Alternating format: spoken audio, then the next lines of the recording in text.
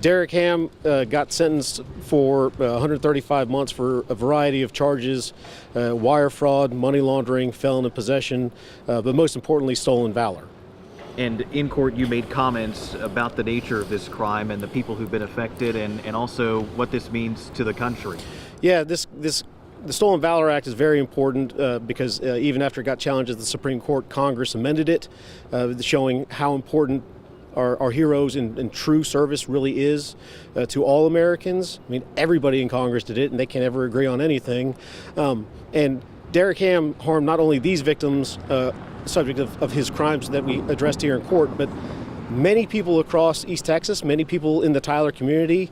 I've been asked by people about this case because they know him either through the country club or through church or some other affinity, and they were all very interested in seeing how this went because they all felt betrayed by this persona that he created for himself. And briefly, if you could, kind of describe what he did to victimize these people.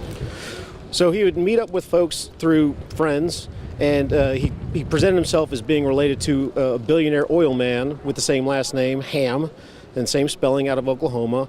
And he represented that he had 7,000 wells in many states, and people were, they trusted him because he was, as far as they knew, a decorated war hero, and they would come up with contracts for oil investments, and they weren't true. He didn't own any wells. He was not a successful oil man. He was not related to the billionaire.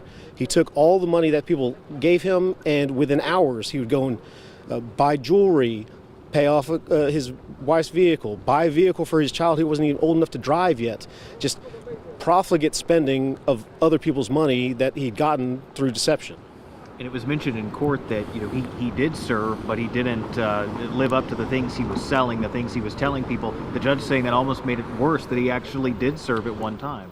I would agree, and I did not serve in the military, but my father is a graduate of West Point. My younger brother is a graduate of West Point.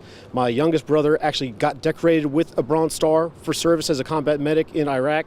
And if you have been around that community and served like Derek Ham really did, he really did serve, you should have an even higher respect for actual earned commendations. And the fact that he would steal other people's stories and manufacture them and take other people's stories of valor and create them into his own, I agree with Judge Barker that it does make things worse. And that sentence today, 135 months, right? Yes, 135 months. Do you think that was the appropriate sentence? Yes, I do. I agree. And in terms of that restitution, I know there was talk about what's been forfeited already and some money going to the victims. How does that all work? So when somebody steals things or they buy a Rolex, that's a good example because Derek Ham bought lots of Rolexes, we can go in and forfeit that because he spent the proceeds of the crime.